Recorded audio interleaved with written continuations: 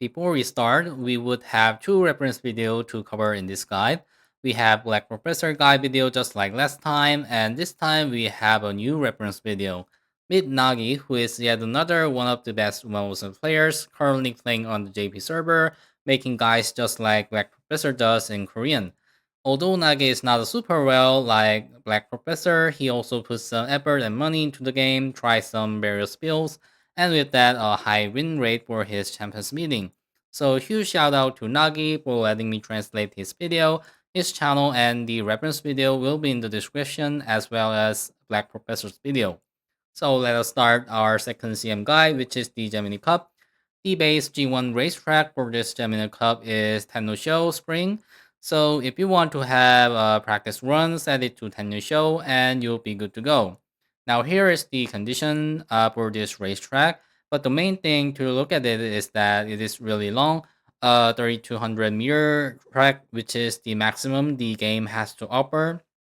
Other things to mention is that keep in mind that the direction will be reversed compared to the first Taurus Cup, and we are running Kyoto this time, not Tokyo. You might forget this detail about that, so keep that in mind. Anyway, just a quick look. Starting from the red flag here, we go around one cycle and then run some more until the checkerboard end flag. Let's now see in the flat version of the map. Now in the start we have an uphill. After the uphill ends, we get into the middle leg phase. After the downhill and have some straight, we have our position kept ends in the straight, goes for another two corners, entering final leg, which starts with straight. Now, the main thing is that from the start of the final leg, the straight is quite long, which means that skills that are related to straight are effective in this session. We'll be talking about that in later slides, but for now, we have the final leg. So the final corner is almost at the end of the final leg section. Because the final corner is really in the late part of the race, red shift, which activates at the final corner, would be invalid in this case. The reason for that is there's no point of having the skill active after the acceleration session is all over. Other things to mention is that because the uphill is too damn high, about 2 to 4 meters, we would need decent power stats. Short explanations for uphill is that it is affected by the amount of power. When going uphill, your UMA speed decreases. If you were to prevent some amount of speed decrease, power is what you need. So in the Gemini Cup, stamina and power are the key stats you want to keep. Moving on to the recommended stats. Now, before we talk about the stats here, these requirements are really for those who want to aim for the first place in the Great League.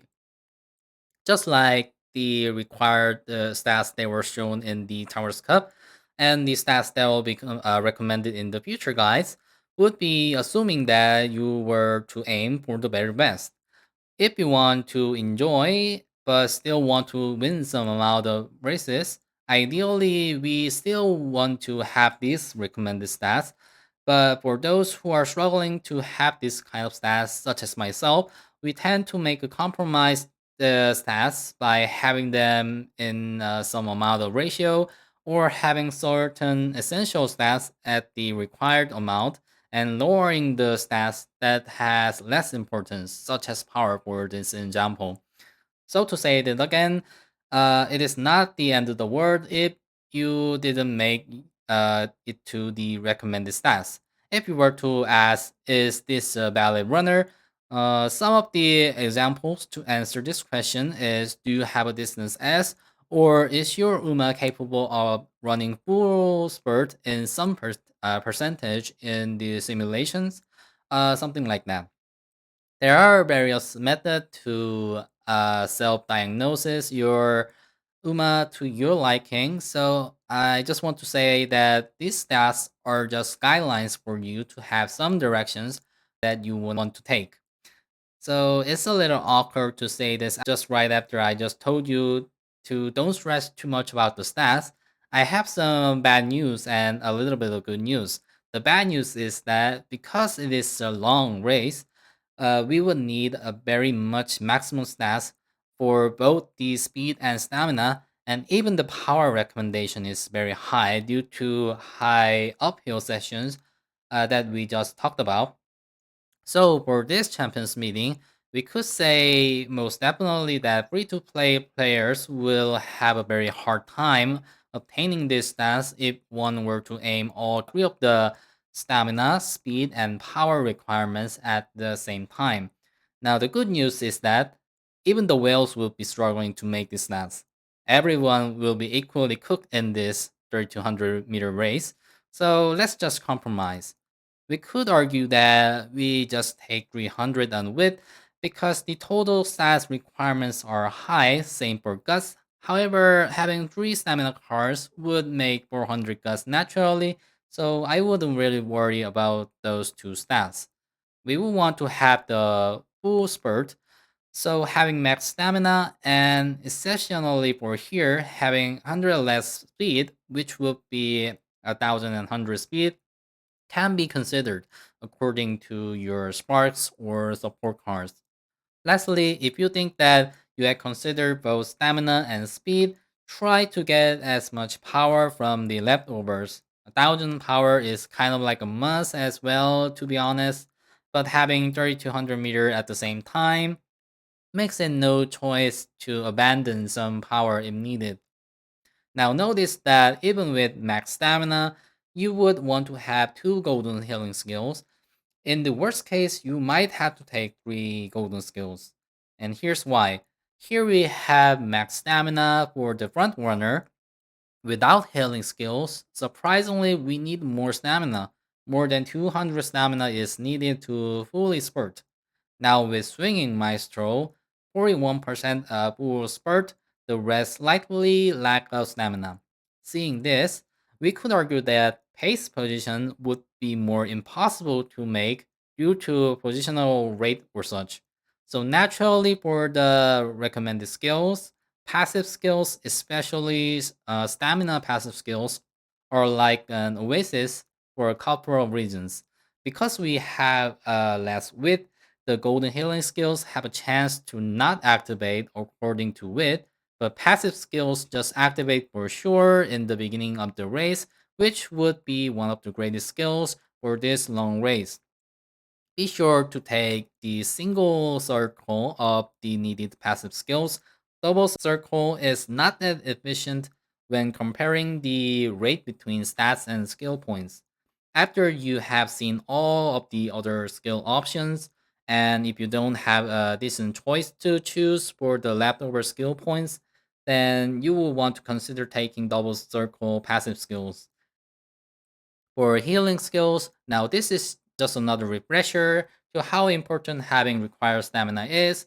You may have to compromise some speed in order to take some stamina if needed, but we will want to have at least 1000 to 1100 stamina plus the 2 golden skills, and with the help of green passive skills if available.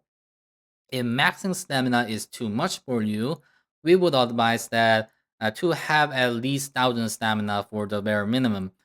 So for the skills itself, the main choices we could have are Go Home Specialist, Swinging Maestro, Cooldown, Gourmet, and Race Planner. Moving on to speed skill, there are various speed skills, so let's focus on the mid-range skills. Things like Professor of Curvature is on, Escape Artist, which has top value, or genuinely great skills are given here.